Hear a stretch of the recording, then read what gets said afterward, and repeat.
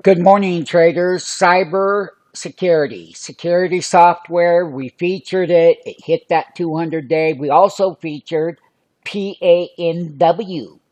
Oh, yeah, it got on sale with the sell off. Now, what I'm looking at doing with cybersecurity, they're hot right now.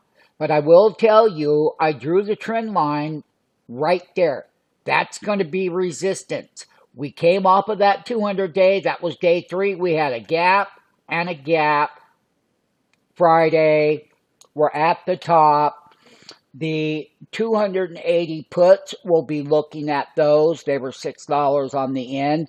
The 270 call was only $4. So we have a great trade strategy. We would like to invite you. We would like you to be successful in your trading. We would like you to join the live trading room. We can't prove it to you if you don't join the trading room. You can believe what you see. You can believe the results. You can believe all that. Stop fighting it.